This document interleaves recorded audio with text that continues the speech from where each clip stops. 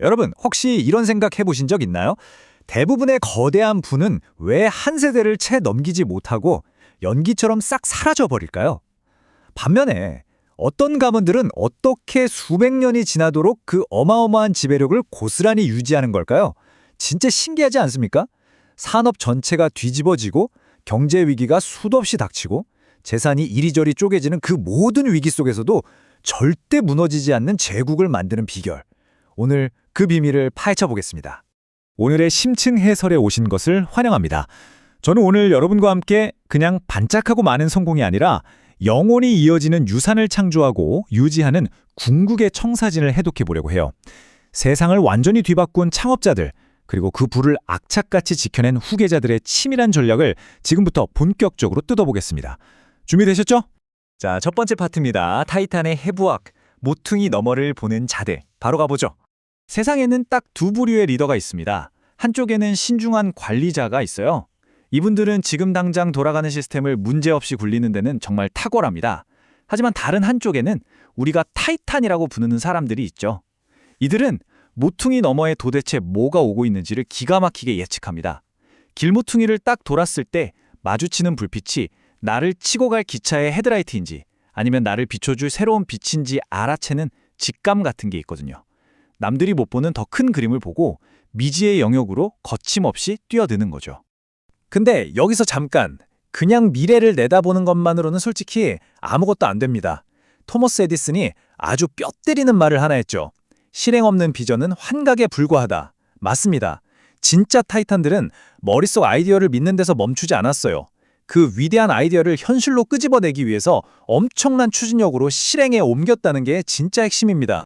두 번째 파트로 넘어가 볼까요? 제국건설, 그 첫 번째 불꽃 찾기입니다. 역사 속 위대한 혁신가들, 그 사람들이 운이 좋아서 성공했을까요? 에이, 절대 아니죠. 마담 CJ 워커를 보세요. 당시 주류 뷰티 업계가 거들떠보지도 않던 아프리카계 미국인 여성이라는 시장을 정확히 파고들어서 최초의 자수성가형 여성 억만장자가 됐습니다. 헨리 포드는 조립 라인으로 생산 효율성을 그야말로 혁신하면서 자동차를 대중화시켰고요. 월트 디즈니는 또 어떻고요? 단순한 만화 영화를 넘어서 스토리텔링이라는 무기로 전 세계적인 신뢰를 구축했잖아요. 이 사람들은 그냥 물건을 판 게 아니라 세상이 돌아가는 방식 그 자체를 바꿔버린 겁니다. 진정한 리더는 과거의 성공에 묶여있지 않습니다. 1924년에 토요다 사키치라는 분이 자기가 발명한 오류 감지 직조기 특허를 15만 달러에 팔았어요. 그리고 그 큰 돈으로 뭘 했을까요? 은퇴하고 쉬었냐고요? 아니요. 아들의 작은 자동차 스타트업에 그 돈을 몽땅 투자했습니다. 네, 맞습니다. 그게 바로 지금 우리가 아는 토요다의 시작이에요. 과거의 성공을 미래 산업을 여는 열쇠로 써버린 진짜 완벽한 실행력이죠. 그리고 이 사람을 빼놓고 제국을 논할 수 없죠. 바로 존 D. 록펠러입니다. 미국 최초의 억만장자. 이 사람은 19세기 미국 석유 경제를 말 그대로 멱살 잡고 끌고 갔습니다. 스탠다드 오일을 세워서 운송 비용을 획기적으로 낮췄고 나중에는 너무 커져서 미국의 법이나 독점에 대한 대중의 인식까지 싹 다 바꿔놨죠. 정말 무자비할 정도의 실행력으로 절대 무너지지 않을 철옹성을 쌓아 올린 겁니다. 자, 세 번째 파트입니다. 시간의 위협, 설립자가 떠난 후. 창업자가 어마어마한 제국을 세웠다고 칠게요. 근데 그게 영원할까요? 천만의 말씀이죠. 시대가 바뀌고 산업이 변하고 가문은 쪼개집니다. 시간이라는 가장 무서운 적을 만나게 되거든요. 자, 1802년, 와, 이 연도 상상이 가시나요? 이때가 바로 듀폰 가문의 화약 사업이 처음 시작된 해입니다. 듀폰은 화약으로 시작해서 20세기에는 화학이랑 산업제조 쪽으로 변신하면서 무려 2세기가 넘는 시간의 시험을 버텨냈습니다. 이렇게 긴 세월을 살아남으려면 단순한 사업 수완, 그 이상의 무언가가 반드시 필요하다는 뜻이죠. 숫자를 하나 더 말씀드릴게요. 1125.1조, 스웨덴 크로나입니다. 이게 스웨덴의 발렌베리 가문이 이끄는 투자회사 인베스터 AB의 2026년 3월 기준 순자산 가치인데요. 진짜 어마어마하죠. 과거에 화려했던 창업자들과는 다르게 현대의 상속자들은 대중의 시선을 철저히 피합니다. 뉴스 일면에 나서는 대신에 뒤에서 조용히 주요 투자를 결정하면서 주요한 권력으로 자신들의 부를 단단하게 지켜내는 거예요. 네 번째 파트, 권력 보존의 플레이북. 드디어 오래된 부의 은밀한 메커니즘을 들여다보겠습니다. 그럼 도대체 이 가문들이 무너지지 않는 진짜 비밀이 뭘까요? 아주 흥미롭게도 이들이 권력을 유지하는 핵심 공식이 딱 세 단계로 떨어집니다. 첫째, 신탁을 설립해서 자산이 후대로 가면서 뿔뿔이 흩어지는 걸 막습니다. 둘째, 끈끈한 정치적 연결고리를 만들어서 시스템의 보호를 받죠. 셋째, 주요 기업의 지분을 확보해서 경제적인 영향력을 아주 영구적으로 박아버리는 겁니다. 와, 정말 냉철하고 완벽한 생존 플레이북 아닌가요?